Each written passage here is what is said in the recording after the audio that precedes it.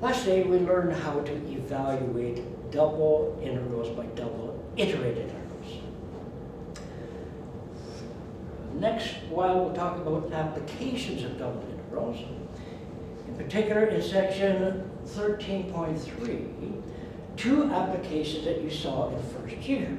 In fact, all the applications will be applications that you did in first year, but now from a double integral point of view, and it is superior. So consider the following idea. I ask you to find the area bounded by the following curves.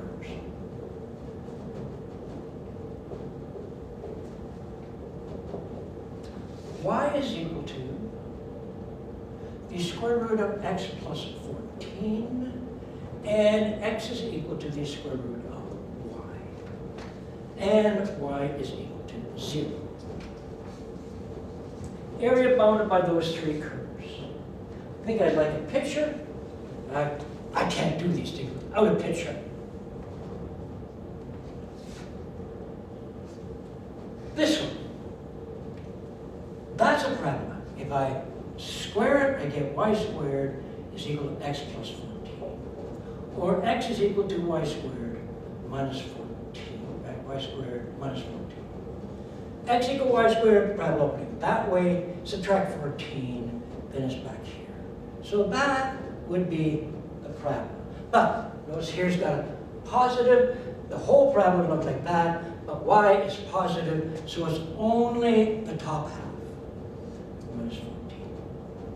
Then we have this one, which is y is equal to x squared, but this one is saying x is positive, so it's only the right half of that parabola. So it's that. So this one is the y is equal to the square root of x plus 14, and this one is, well, x is equal to y squared, or x is equal to the square root of y. All right. And y equal to 0, that's that.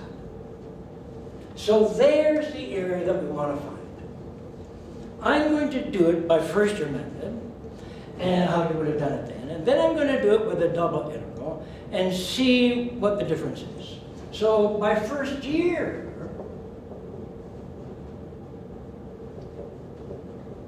you would have said, I'm going to divide this area up into long, skinny rectangles, either horizontal ones or vertical. And it's likely that you'll choose horizontal ones because all the long, skinny rectangles that are horizontal would start on this parabola and stop on that parabola.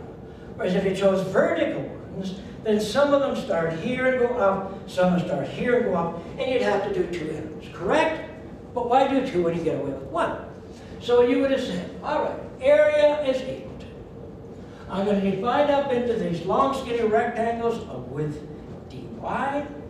So the area of the rectangle is dy multiplied by its length. And you would say the length of this is the x here minus the x there. So you'd say the x here is the square root of y. Minus the x here. The x here is that. So you'd say minus y squared minus 14. And then you'd say add over all the rectangles. First one is at y equals 0. And the last one is right here, so I need that guy. 2, is it 2, 4? Put a 2 into here, that gives me a 4. That's right, okay? So the last one is at y equal to 4. That's what you would have done in first year, right? Now compare with a double by double integrals.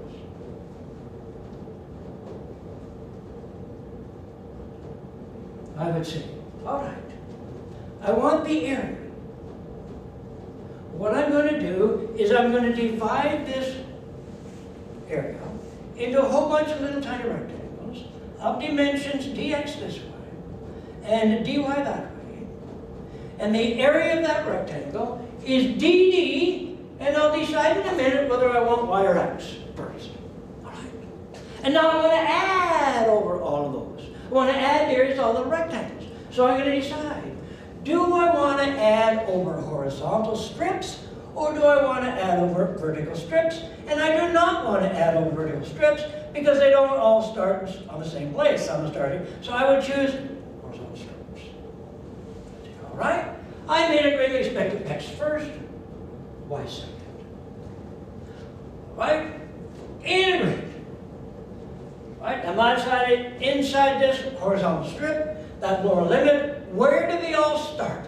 They all start along here when x is equal to y squared minus 14. Where do they all stop? They all stop along here where y is equal to x squared. Now I add over all the strips from first to last. First strip y equal to 0. Last strip up here at y equal to 4. So there's what I would get with a double iterated integral. All right? Well, if I do the first integration, I'll end up with then integrating with 1. I'll have x between y squared minus 14 and, oops, that's dumb, okay? I'm supposed to, how can there be an x there when I'm in respect to x? All right? That's got to be coming from here, or that's a root y. All right? And so up here is a root y, and then a dy. And so if I evaluate or do the substitutions, 0 to 4, put in that, I get root y.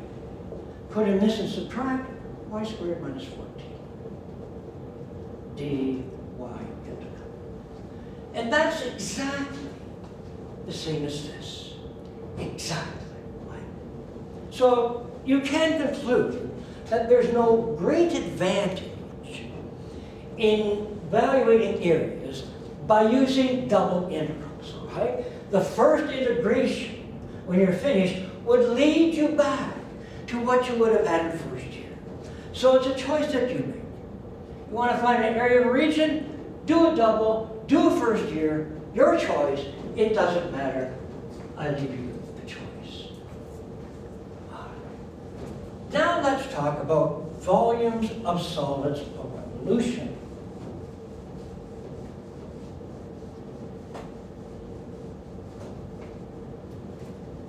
Volumes of solids of revolution.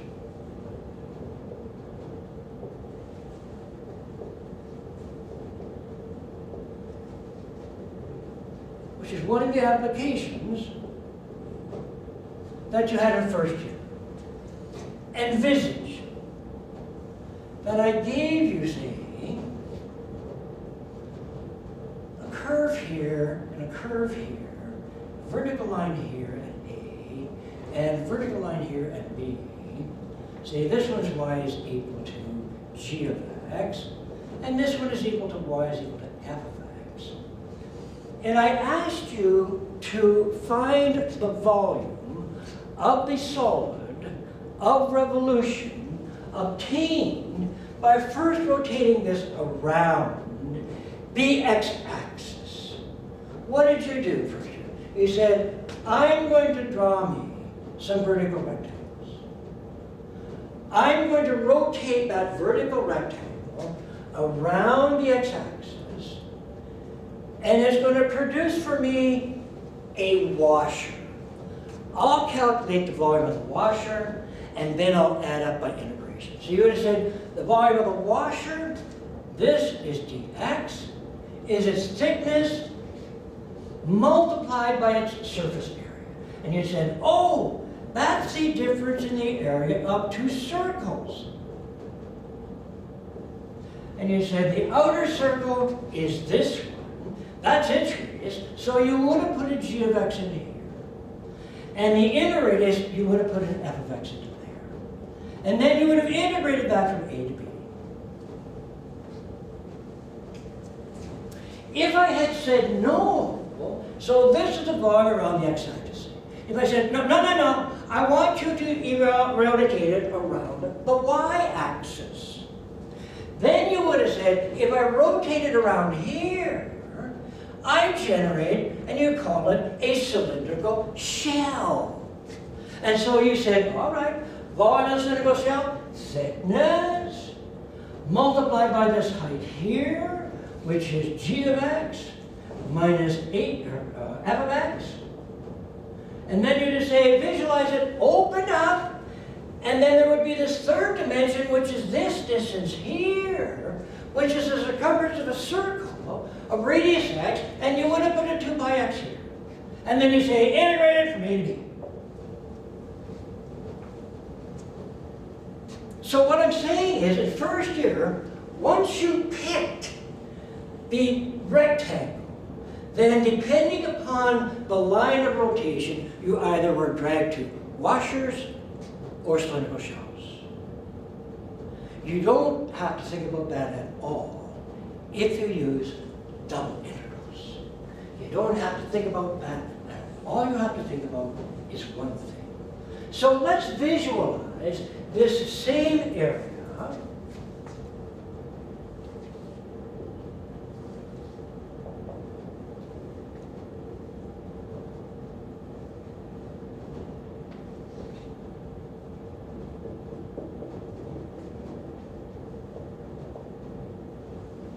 And let's again rotate it, first of all, around the x-axis. Thinking about a double integral. So what I'm going to think about is taking a little piece of area here, call it dA, at position x and y, and I'm going to rotate that piece of area around the x-axis. If I rotate that area around the x-axis, what would you call you get? So the cross-section of this is that area there. I would be tempted to call it a ring. Let's calculate the volume in the ring. Well, I would suggest the volume of the ring is its cross-sectional area multiplied by the distance around. But isn't that a circle with radius y? So I put a 2y there. That's the volume of the ring. Now I add over all the ring, or all of the pieces of area producing the rings. That means I integrate over this arm. So that double integral is going to give me the volume. Right? Well, let's put on some limits. Let's convert it to a double iterated integral. If I do that, 2 pi y dd. All right, dd. Okay, which way? All right, so I got this. Oh, I'm switching now to little rectangles. All right, rotating it, getting it a ring. All right, with a rectangular cross section. Now I got to decide, do I want to take strips? Oh, definitely want to take strips this way. Right? So lower limit tells me where do all the strips start. They start when y is equal to f of x. Where do they all stop? They stop when y is equal to g of x. Where's the first one? At A. Where's the last one? At B. So there's the double iterated integral if I use rings. Well, if I do the first integration, how do we say integral A to B? And if you integrate this with respect to y, pi y squared, into which you're going to put f of x and g of x, and then in respect to x. Is that the same as this? And the answer is, yes, it is. All right? It took me an extra integration to get there. All right? You may say, I don't like it. But now suppose, so this is again v sub x. Now I say, let's go for v sub y. Let's rotate this around the y-axis. I'll use my same. I'll say, that's going to be integral double integral of 2 pi x dA.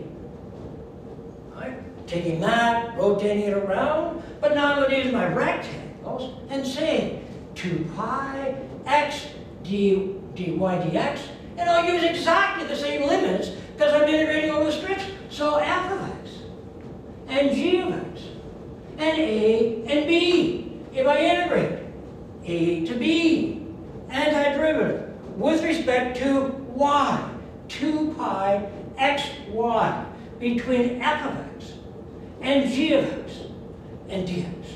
If you put this into there, you put that into there, are you going to have this? Yes, you bet, okay? I don't have to think washers, I don't have to think shells, I think rings.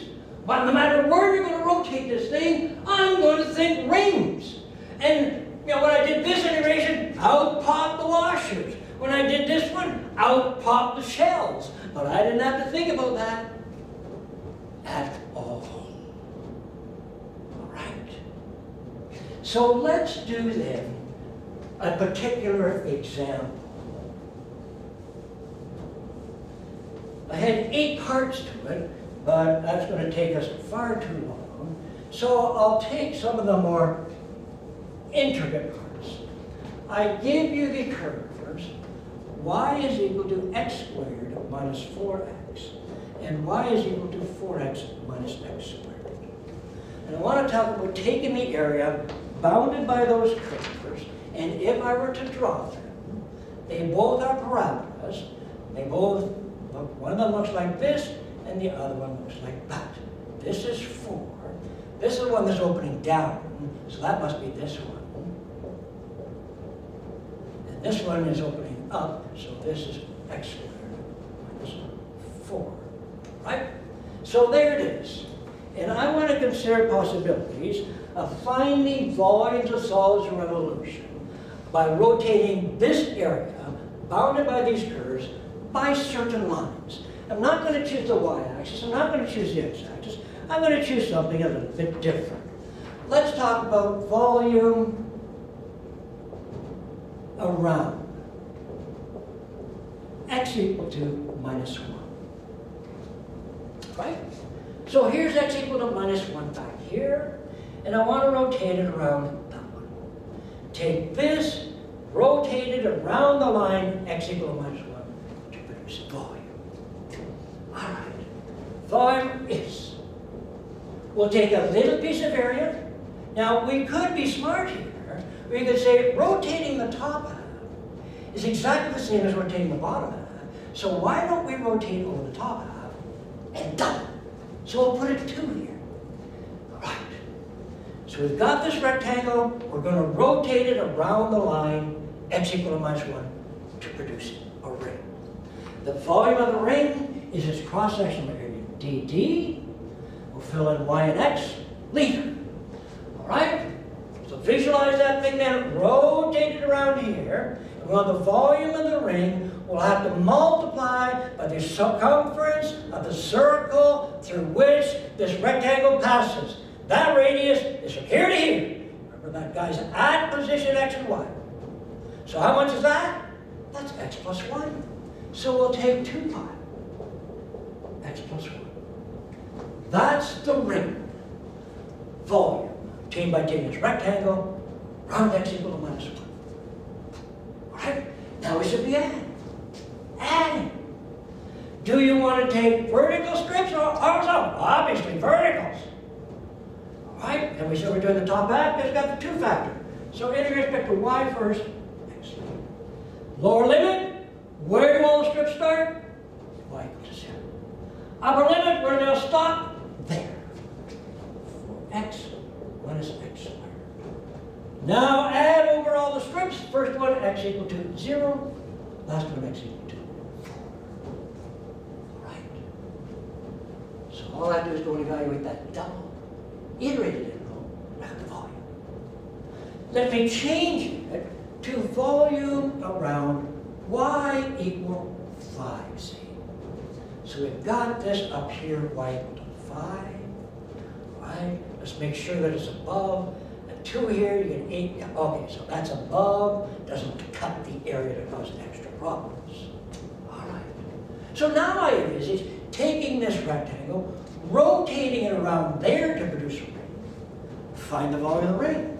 The volume of the ring is its area, cross-sectionally, multiplied by the circumference of the circle. Visualize that ring there. Its radius is this.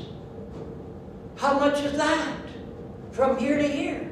You want to lengthen the y direction, what do you learn first here? Upper minus lower. 5 minus y. Multiply by your 2 pi. There's 2 pi times circumference. Now add. Aren't you going to add over exactly the same way you did a minute ago? So the limits are going to be identical. Y and x, and the limits 0 to 4x minus x squared.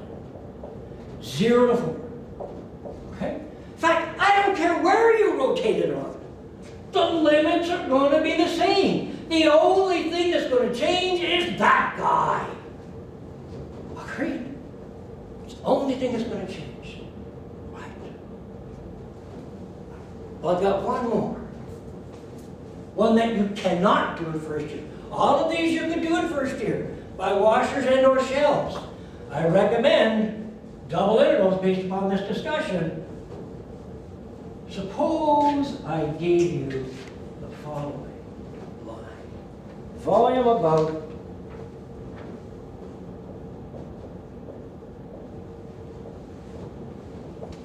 y is equal to 4x plus 2. So if we draw that, here's 2, and here it is, rotating around there. That you could not do in first year. I can do it with double integrals. I do the same thing. I say, okay, you're going around. You're producing a ring. What's the volume of the ring? It's its cross-sectional area, d, and I know I'm going the same order I did a minute ago, multiplied by the circumference of the circle through which it passes. Would you agree I need then the distance from that point to that line? And multiplied by 2 pi. Let's just call that for a minute L.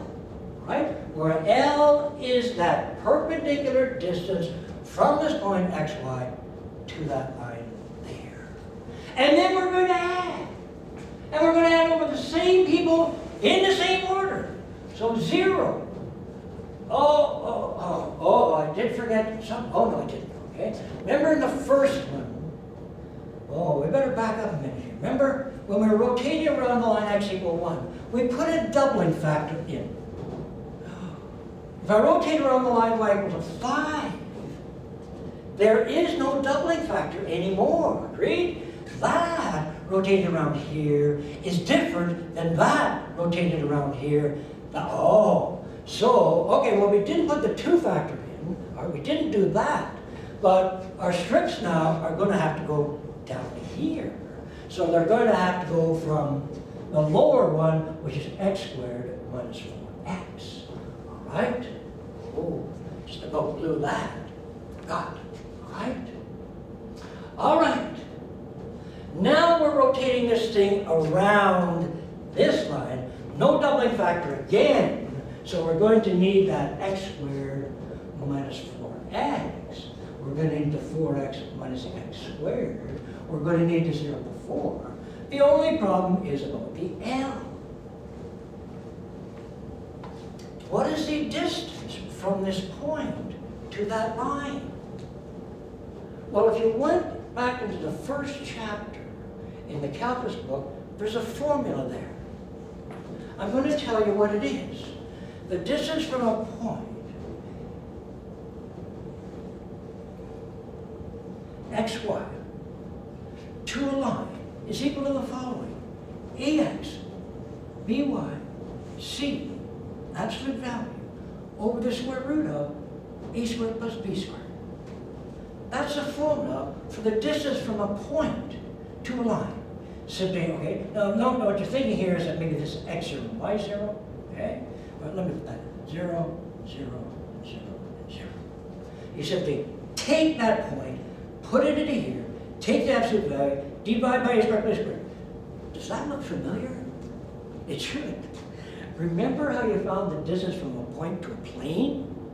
There was a formula, and it was exactly like this, but it had some sense in it too. Okay? So this isn't totally unexpected, right? So we waltz over here, and we're going to say what? We're talking about the distance from this point xy to that line. Where are you, line? Okay, there. So what are we going to write? Absolute value, y minus 4x minus 2 over the square root of 16 plus 1. That's going to go in there. Right? So visualize that being in there. Right? So we've got then this integral 0 to 4 integral x squared minus 4x, 4x minus x squared. We could pull out that square root, 1 over the square root of 17. We'd have the absolute value, y minus 4x minus 2, dy dx. And now you've got to contend with the absolute values. But I can tell you the following, whether you've ever seen it before. Every point on this line makes y minus 4x plus 2 equal to 0. That's minus 2, minus 2, minus 2. Makes it 0. If you come on this side of the line and plug a point in, that will be either, let's decide. If you plug in 0, 0 into here, you get negative. I will guarantee you, any point on this side of the line plugged into there will make that negative. You go on this side, any point on this side of the line plugged into there is positive. So now then, because you want to get rid of the absolute values, so you say, my area is over here. It's on the negative. Oh, I should drop the absolute values and I should put minus y minus 4x minus 2. That's my integral right now. The absolute values are gone. So now you go and evaluate that and you get the following. All right? So there then, all right, is double integrals at work on volumes of solids revolution. Much easier than thinking washers, cylindrical shells, and not even be able to do this last problem from first year. Double integrals are definitely superior. So that ends that application. Next day we'll talk about other applications such as fluid pressure, okay, moments of inertia, centers of mass,